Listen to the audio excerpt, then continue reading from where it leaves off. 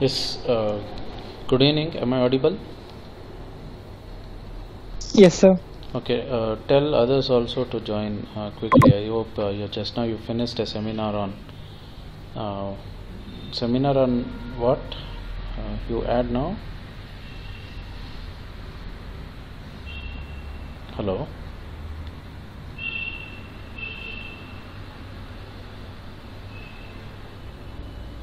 Am I audible? So which seminar it Yes, was? sir. No, which seminar it was today? So it was hosted by Subhajis on placement and other education. Okay. Okay. So we'll continue our discussion. So I think today we will complete strings and we will get into the dictionaries. So last class we understood few examples with respect to the strings, examples which are based on the slicing or indexing. Okay, so we did many beautiful and interesting examples last class. So now continuing our discussion with this. So strings are immutable, this you know. Lists are mutable. So and we have already understood few examples for the list to demonstrate that lists are mutable, but strings are immutable. Okay, so here we have the example again. So greeting is equal to, this is the string hello world which I'm assigning to greeting, and greetings of 0 is equal to j. This is not allowed. So you cannot have the indexing or the slicing concept on the LHS. So basically it's not possible for you to mute the strings. And the other one what you can do is, so see, always you can have the indexing at the RHS, right hand side. So greeting is equal to hello world, say new greeting is equal to, I want to append j. Okay, I can add it. Okay, so j, if I want to replace this h by uppercase j, so I take new letter j and I extract my original string from here to here. Okay, from he to d. Okay, so this is what is allowed. So this is possible in strings, whereas you cannot have the indexing or the slicing operator on the LHS. So now this is one more example. So write a Python program to add ing at the end of the given string. Okay, so length should be at least 3. If the given string already ends with ing, then you have to replace it by ly instead.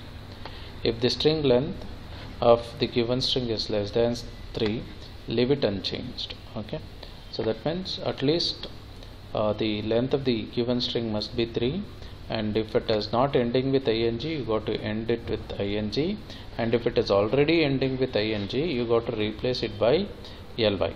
And if the length of the string is lesser than 3, you have to just leave it unchanged. So here the sample output is also given. Say for example, I am reading the input string as ABC, the expected output is ABC Inc. And if I am inputting the string as string, and it should be changed to ly, string ly. So because this one second, then add ly, so you should not replace. So if the string is already ending with ing, you have to add ly. See, ing I am not overwriting, I am just appending ly if the string is already getting terminated with ing. Hope you people understood. So start writing the program for this. Again, you can do this very well by using the concept of indexing.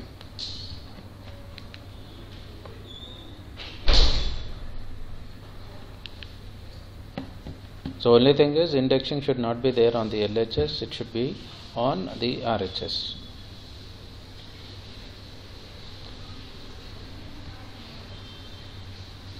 Start doing fast.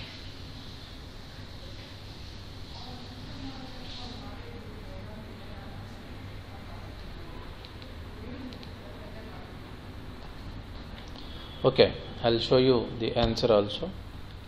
See, again I have written it in the form of the function definition. I am reading the string here. I am calling add string, okay, function add string, and I am passing the string which I am reading. It goes here. Next I am finding the length of the string. So if the length is greater than 2, then I go for checking the last 3 characters of my string whether it is equal to ing. If it is equal to ing, so I am using the negative index, you can see here. So the last 3 characters of my string I am comparing with ing in case if it is greater than 2.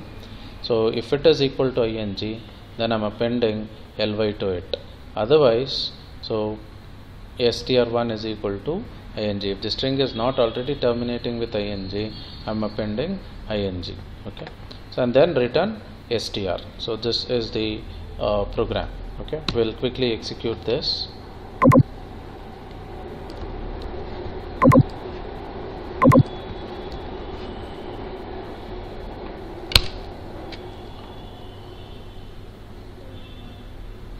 Return str. Okay.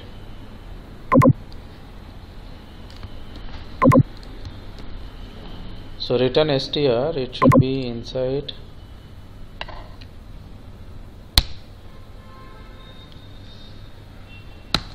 something like this.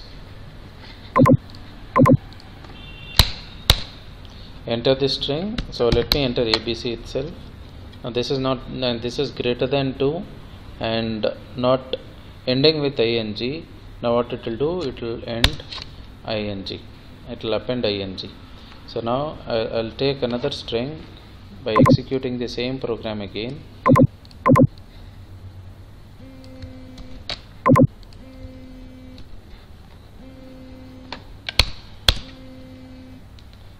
Okay, I'm running. Now let me enter string. So in this string which I have read, ing is already there. Now it gets appended with ly, stringly. Okay. Now if I input the string which is less than 2 character, say AB, it will leave unchanged. So it's not doing anything, and return value is also null, so it remains unchanged. So this is the example. Next, I have another example now. So program to find the first appearance of the substring not and poor from a given string. If not follows the poor, replace the whole not poor substring with good. So return the resulting string. So example is also here. Say for example my input string is something like this. The lyrics is not that poor, okay, and I want the expected output to be the lyrics is good. See, I have not and poor. See, poor is following not. Now if poor, the word poor in the string is following not, so then you should go for replacing that not poor, with good. Hope you people understood. Hello.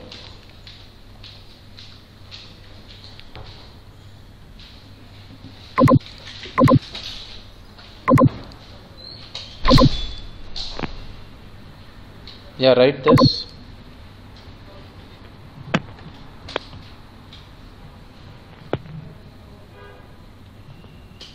It should find the first appearance of the string not and poor from a given string. If not follows the poor, replace the whole not poor substring with the good.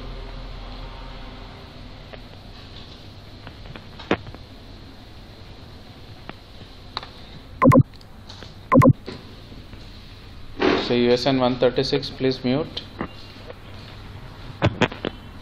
136. Yeah, start answering this question.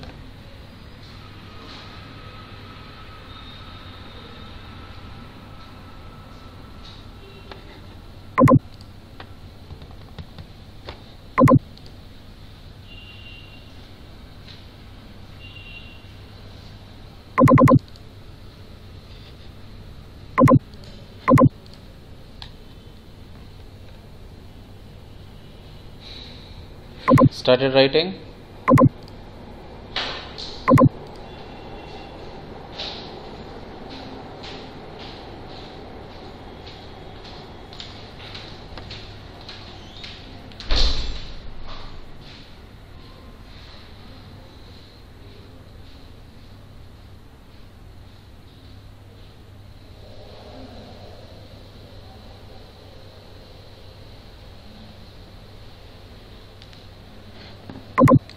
See now, I'll show the answer.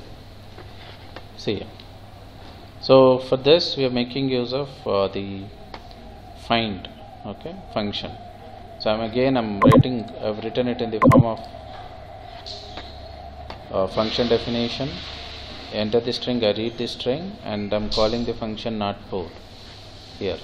So first I'll find the index of not, so and it gets assigned to S0. Similarly, I'm finding the index of pour, and it gets assigned to S_bat. And if S0 is equal to -1, that means there is no occurrence of not. So I just return the original string as it is. And then if not is also there and pour is also there, I have to check whether pour is following not. Now how do I check that? I check here. If S_bat is greater than S0, what does it mean? Pour is following the not. So what basically find returns is, it returns the position or the index of this particular word in the given string. Now what we are doing, S_bat greater than S0 I'm checking. So if it is greater than, it means, so pour, the word pour is following the not, and now you can go for replacing. Now again here str2 is equal to, on str1 I'm invoking the execution of replace method.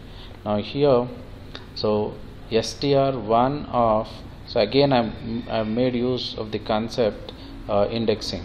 So in the lower index or the left index I'm specifying the index value of the S0, and in the higher index or the right index I'm specifying it as S_bat plus 4, because you know the length of the string pour is 4, okay, and S_bat will always hold the position of the letter P.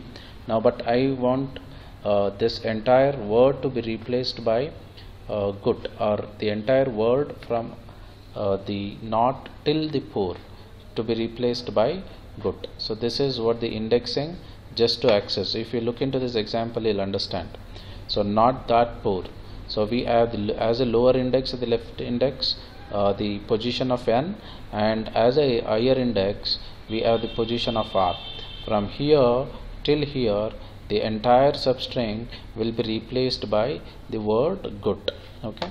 So we are replacing it, and then we are assigning it to a new string, because replace returns a new string, okay. So along with these programs you are understanding so many different varieties of functions, built-in functions supported in Python. Now here you understood find, so which can be used in order to find the position of the given word, and similarly the replace can be used in order to replace the word in a given string from any word. Now that is, and it returns, and that gets assigned to str2. Even find is also returning here, and what it is returning, it is returning an integer value, that is the position where the word which you are looking for is starting within the given string. So return str2, else return str1. So if this condition is true, so replace and return the new string. If the condition is false, just return the original string itself. So this is the program. So now we'll execute this.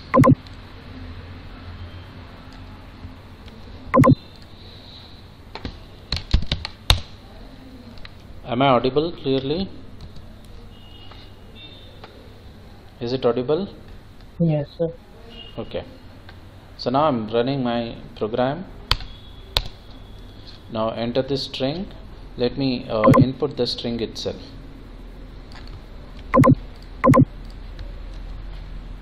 Oh, sorry.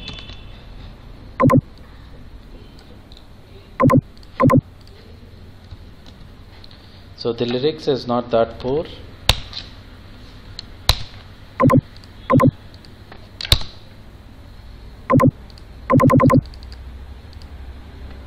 I don't know. One second, let me erase it. The lyrics is not that poor.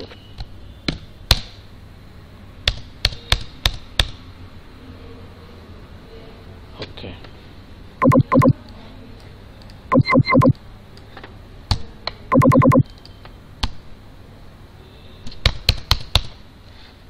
I think it has ended. So let me restart it.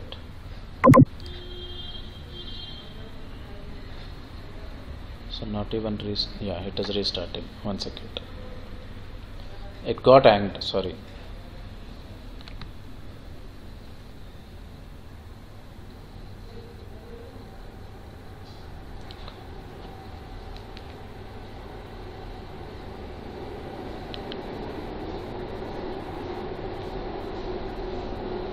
So meantime it restarts. We'll just see what is the next program.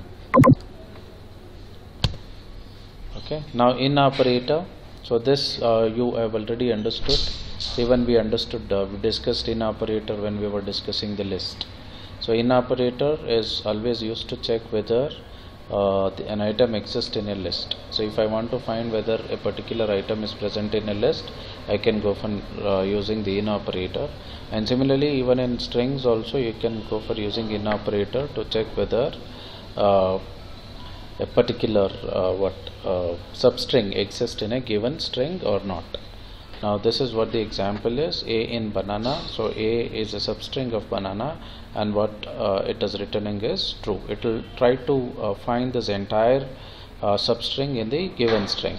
If it exists, it always return a boolean operator, boolean value true. Okay, in is basically a boolean operator. And similarly, when we are trying to search for the substring seed in banana, okay, now what it is returning is false. Okay, because so we don't find this pattern in the given string banana. Next, now let me check whether it is, yeah, it has restarted. Now let me finish the execution of this program.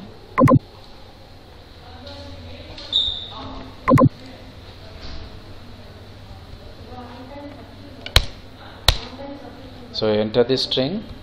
The lyrics is not that poor.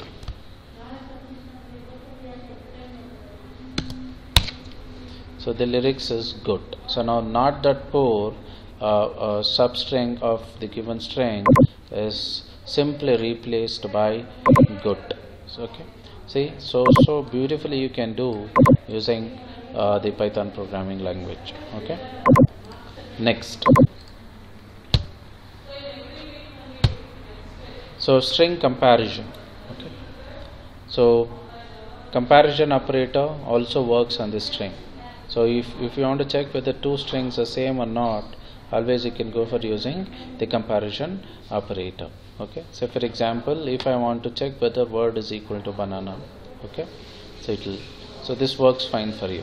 So word is also banana, so the string assigned to this is also banana, and this is also banana. It says, so this is true, returns a boolean value true, and this is what it gets printed.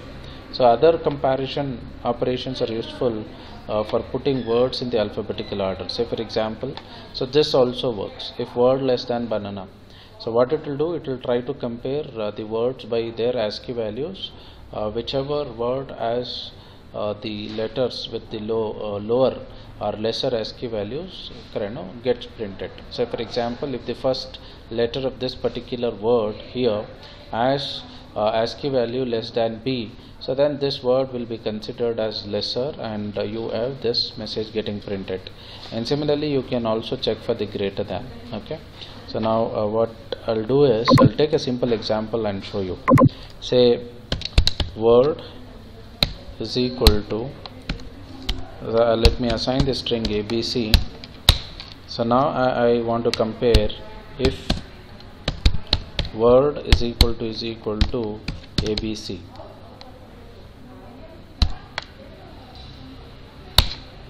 Oh, sorry. Okay. Word is equal to ABC. So print same. So they are same. Now if I change the word, so let me change the word to XYZ, string XYZ. Now I'll compare if word is equal to I'll just compare it with ABC again. Oh sorry, I forgot to do this. Yeah. Now print same, else sorry, I have to end with semicolon. I forgot doing this. Okay, else print not same. So they are not same. Now similarly you can use the greater than or lesser than operator also for comparing the strings. Okay, I'll take the example now. So I told this is not same now, ABC is not same as XYZ, because I assigned to the word the value XYZ. Word value is assigned here, XYZ, you can just observe here. Now what I'll do, if word less than ABC, print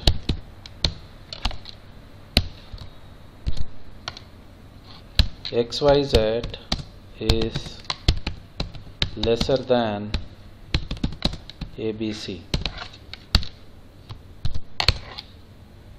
else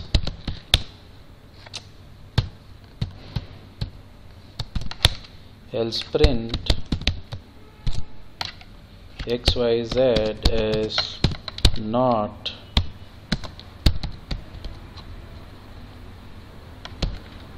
lesser than ABC. I have to put single quotes. You can observe now. So I'm checking word XYZ is lesser than ABC. So it will take the first letter from the word, that is X, and X ASCII value will be compared with the lowercase a ASCII value. So obviously lowercase a ASCII value is what? X ASCII value is greater than lowercase a ASCII value. So now it should say XYZ is not lesser than ABC. So XYZ is not lesser than ABC. So this comparison also you can do by using the lesser than and greater than operator. So now again what I'll do is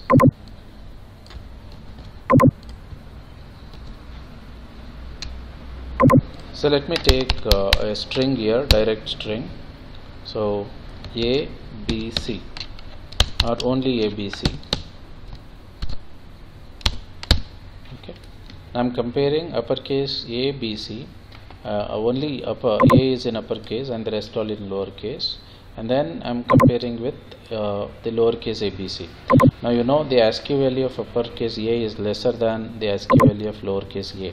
The ASCII value of lowercase a is 97, whereas the ASCII value of uppercase a is 65. Now it should say ABC is lesser than, sorry, this also have to change, ABC is lesser than small abc, and here ABC is not lesser than small abc. Now this condition is true and you'll get this message printed. Okay, ABC is lesser than ABC. So now I'll take one more example, now where I'll make the first letters the same. Okay, and this I'll make it as A. Okay, oh sorry, this let it be B only. This one I'll change it to B, and this one let me make it as XY. Okay, now what we are checking now is A, uppercase A, BC is less than uppercase A, small x and y. So this one I'll change it to A XY, and this one also to A XY. So here the first characters of both the strings are same. ASCII value of uppercase A 65, and here also ASCII value of uppercase A 65, so it matches. Now it will go for comparing the strings by taking the second characters into account. The second character here is B, whose ASCII value is 66, and the second character here is lowercase x, whose ASCII value is greater than 97. Okay, so this is 98, and this is still greater than 98, and what we are doing is we are trying to check this is lesser than this. Now the answer what you have to get is ABC is lesser than AXY. ABC is still lesser than AXY. Okay, so you can go for comparing the strings by using equal to operator, less than operator, greater than operator, like this. Okay, so I will go to the next one now. Python do not handle uppercase and lowercase letters the same way that the people do. All uppercase letters come before all the lowercase letters. Okay, so that is what we did now. So all uppercase letters are considered as lesser than what the lowercase letters. In case if the string has the alphabets, I'll take one example with the alphabets. Let me write 1 here. Okay, so, or let me write 1 here.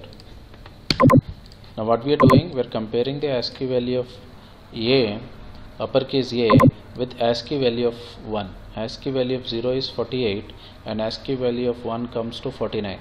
Now this 65 you are trying to compare with 48, and you are trying to say it is lesser than this, but the condition is false here, and it will say ABC is not lesser than 1 AXY. Okay, see, ABC is not lesser than 1 AXY. OP people are following?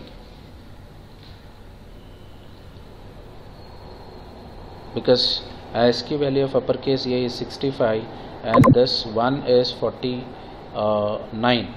So 65 less than 49 is the condition what you are checking, which is false. Are you with me?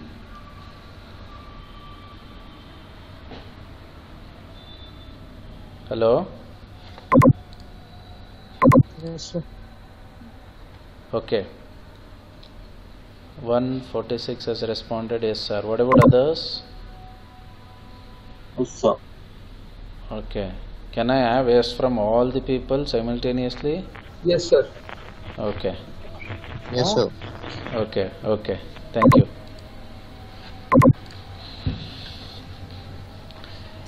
Okay. Next one.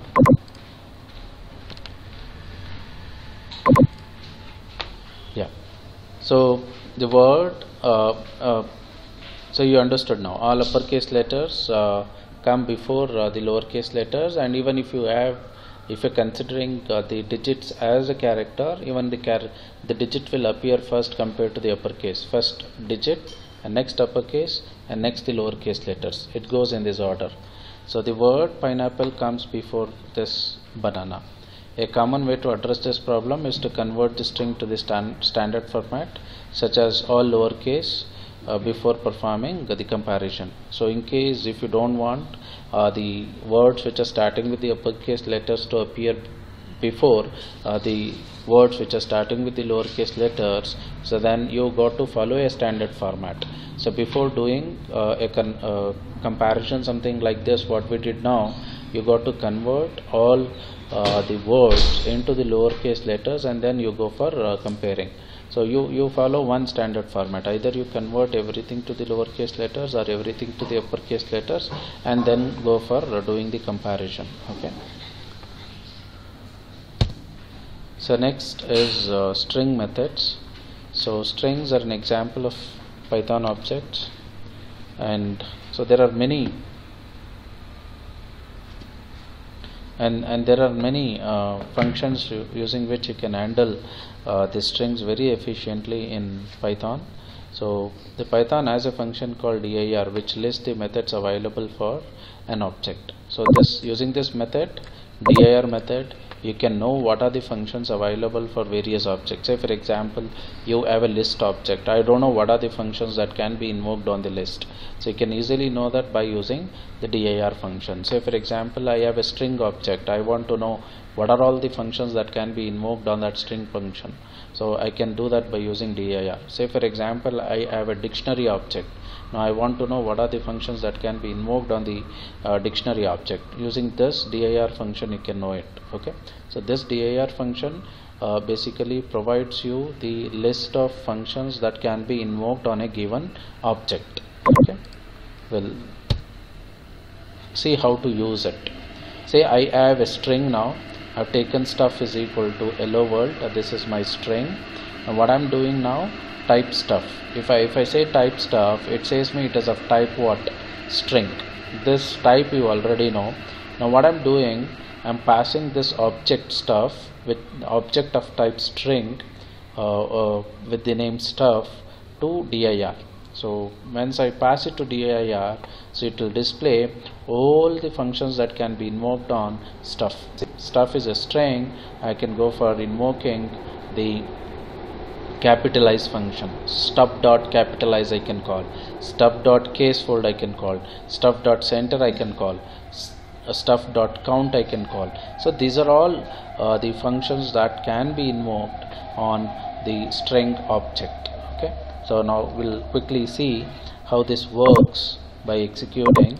Say I take str. Oh no, str is a built-in word. Let me take stuff itself. Stuff is equal to hello world. This is my string now. Now I'll get the type of stuff. Stuff is of type string object. Now I'll pass it as an argument to dir. So what I'm passing to dir, I'm passing a string object. Now dir should list out me all the methods that can be invoked on stuff. See, these are all the list of methods. Okay, so these are all the list of methods that you can invoke on stuff, and few of them we have already used. Okay, so say for example we used already find. So any idea what find will return when you invoke it on a string?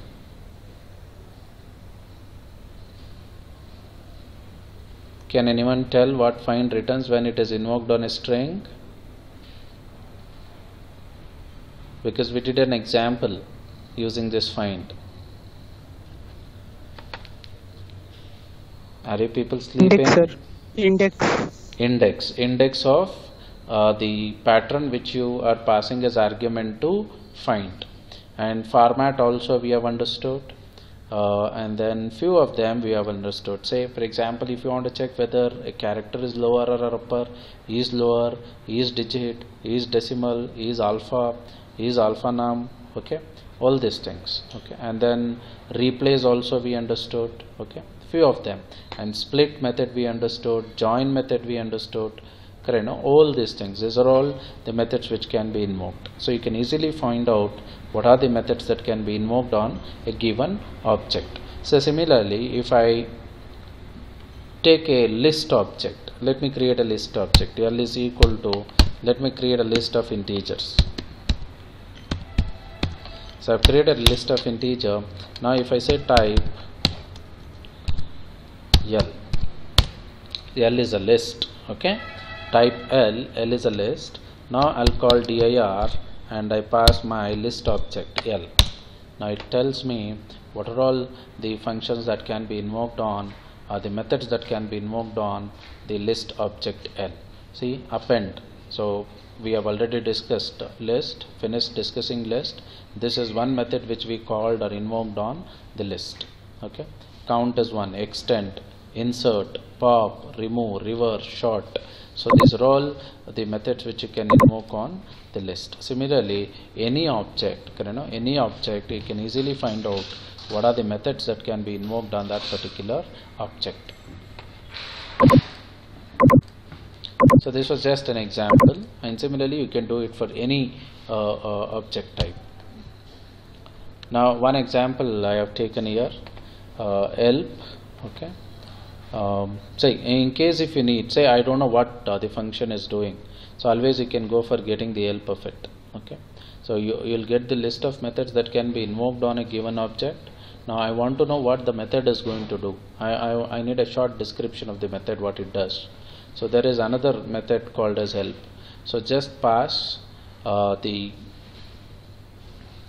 method name as argument to help, so it will give you the description. So for example, what capitalize does, so it does this. It will have the first character of the given string, in uppercase, and the rest all will be made as the lowercase. Okay.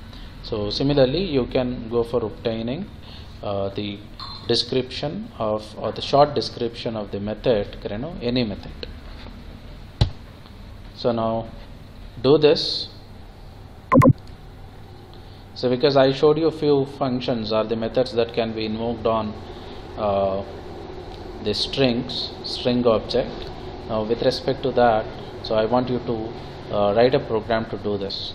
So script that takes input from the user and displays that input back in uppercase as well as lower cases. So if you want, you can just glance again the functions which are supported by string object, or that can be invoked on the string object.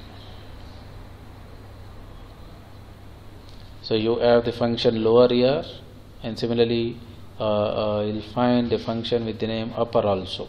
So you got to make use of these things and write this program. So answer is here, I'll show you. So I'm reading the string in the lower case, so string in uppercase. So user input, I'm assigning the string that is read from the keyboard, I'm assigning it to the variable called user input. Now on user input, and this is a string object now, because anything which you read from the keyboard using the input method is read in the form of a string. Now on this I'm invoking the upper method, so it gets converted into uppercase, and similarly I'm displaying it in the lower case also. Okay. So we'll quickly perform the execution of this.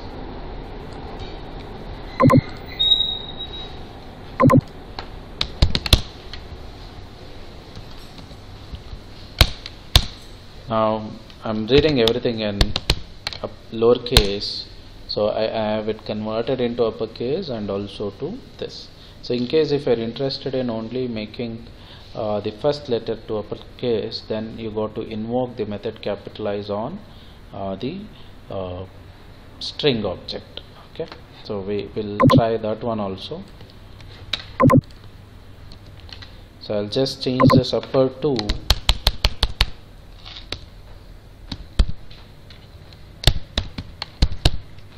capitalize.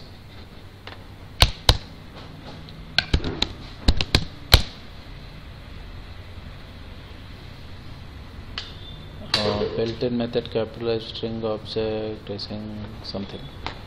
Okay, let me check whether it is correct or not.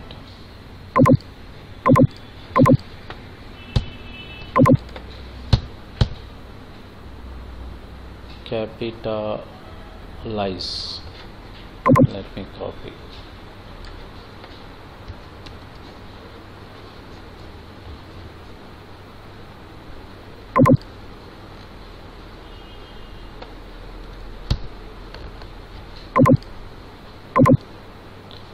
Okay, the opening parenthesis were missing.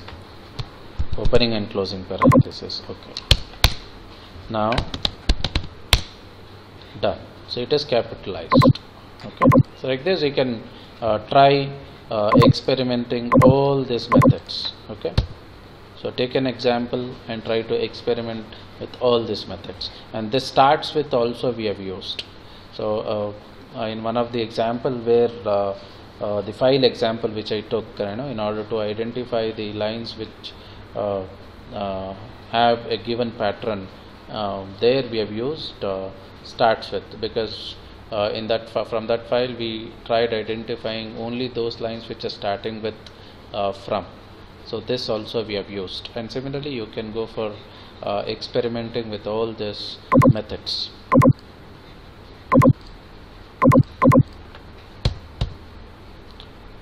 Okay, so this is the program, and similarly. So find method, one example we already understood by passing only one argument to it. So we passed the pattern to find, and what find used to return as the position or the index where that pattern is starting in the given string. Similarly, so find can also take two arguments. Okay, here, so it can take as second argument the index where it should start. Okay, this one, find NA3.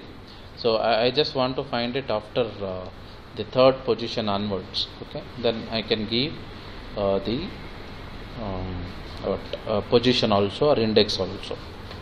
Okay, and then strip is another method which can be invoked on the string object again. So for example, if you look into this example, line is equal to, here we go, so there is one white space before the start of the statement, and there is one more white space after the statement. So now I just want to remove those white spaces which are before and after the given string. So then always you can do it as a line dot strip, and this is what the output you get. So you can observe here the space before the statement and the space which was there after the statement has been stripped or removed, and this is one method, strip. And similarly you have R strip and L strip also.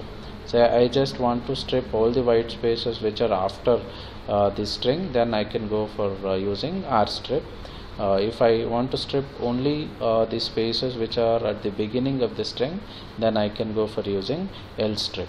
So if you want to strip the white spaces which are at the beginning and also at the end of the string, then you can go for doing it by using strip. And then starts with function. Okay, this also we have used already in one of our example.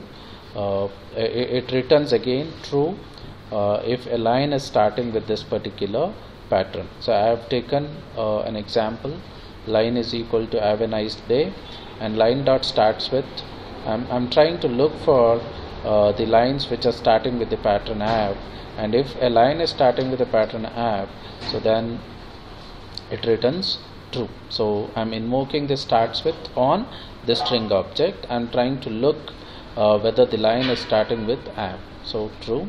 And similarly it's case sensitive as already mentioned. So line starts with, if I just change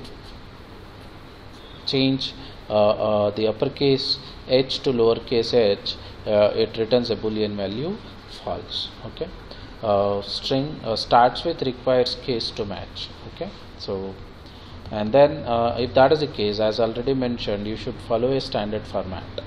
So if you want to match both uppercase also h also and lowercase h also, it's necessary for you to convert all the characters of the given string to the lowercase before checking whether the pattern exists or not, and then you can go for checking. So next is the format operator. This operator, the modulus operator, so which we used to call as modulus operator, allows us to construct the strings replacing parts of the strings with the data stored in the variable. Okay, when applied to integers, the percentage s is the modulus operator, no doubt. But when we apply use this modulus operator inside on the strings, it acts as what this it will help us to construct the strings. So I have the example here. So I have camels is equal to 42, and then %d is the format specifier. Okay, and then modulus this camels I'm writing. So camels is integer. This is a variable which is being assigned with the integer value 42. When I say percentage %d, which is the format specifier or the placeholder for integer, and this modulus operator, here it is not modulus operator, and I'm writing camels. So what it will do? So it will take the value of this variable camels, and in this placeholder it gets printed. So next, a format sequence can appear anywhere in the string, so you can embed a value in a sentence. So camel is equal to 42. So I am writing here, I have spotted percentage %d camels, the placeholder, and then again this modulus operator camels I am saying. So this is something like the printf statement and the print list what you used to write in the C programming language. Now what will happen? So it will take the value of camels and it is placed in this placeholder, that is 42. Okay. And similarly, the following example uses %d to format an integer, and similarly %d to format a floating point number. Okay. So and don't ask why, sir, why for integer it's same as what the C format specifier. Even in C programming language we use the format specifier %d, and even in Python also the format specifier for integer is %d, and for floating point numbers it is not %f, it is %g, and don't ask me why it is, and for strings it is %s. Now here in this is integer, placeholder for integer. Here I have spotted what is this? Placeholder for floating point, and this is the placeholder for string, and I have the format list or the print list. So the print list is going to start after this modulus operator. So this 3 gets printed in the place of %d, and this 0.1 gets printed in the place of %g, and this camels, which is a string, gets printed in the place of %s. So hence they are also called as the placeholders. OP people understood till here? Are you with me? Yeah. Yes, sir. Yeah. So now we'll just I'll quickly show you this.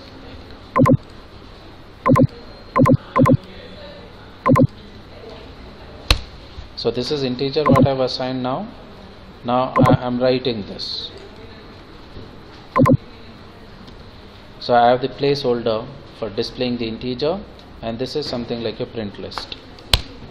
See, I have spotted 42 camels. Now this placeholder %d is taking the value of the camels, and again if you have multiple placeholders the print list should be in the same order. Okay.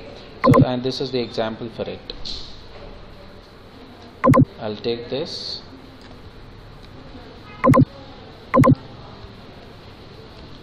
Okay, just observe now, it is in this order. Say, can I put %g here? No, %g I cannot write here, because in the print list I have 3 integer as the first value. Okay. So in 3 years I have spotted 0.1 camels.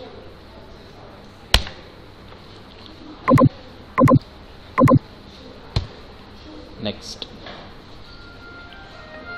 So the number of format specifiers, the placeholder what you write, it should be equal to the number of values which are there in the print list. So right now I have 3 placeholders, but I have specified only 2 values.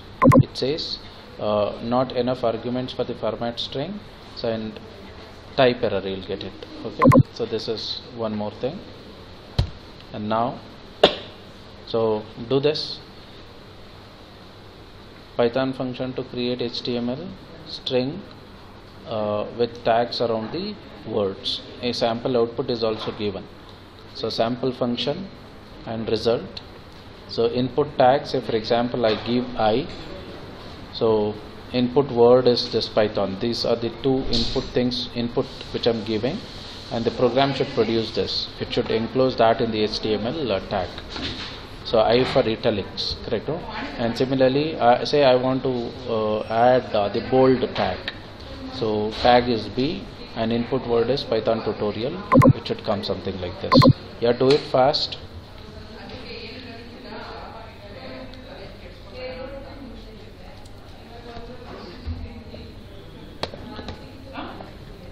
So do it fast.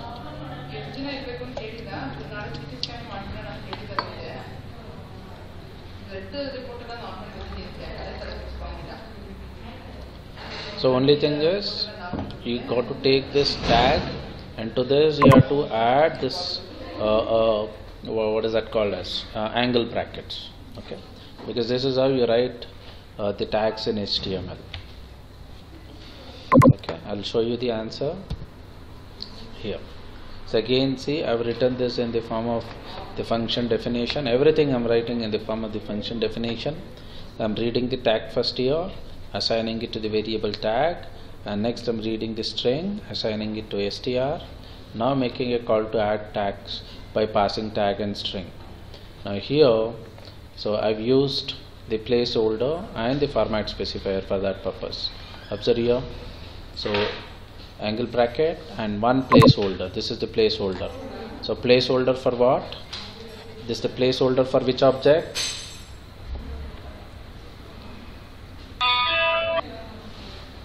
Hello? This is the placeholder for which object?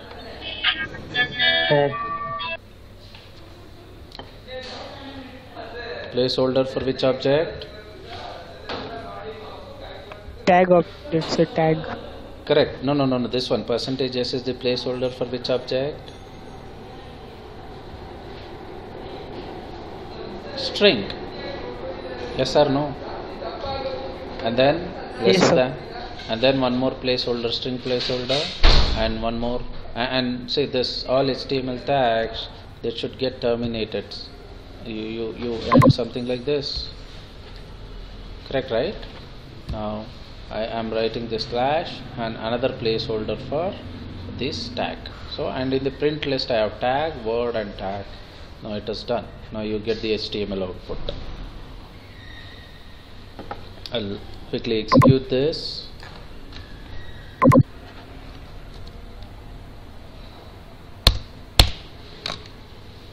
Now I want to have my tag as HTML and ABC. See, or I want to have my tag as title tag, and I want the title as my web page. So done. Okay, so inside the title tag I have written my web page. Okay, so I think this is the last slide in the topic strings. Yeah, this is the last slide and we have finished string. So tomorrow we'll start with the dictionaries. Okay, so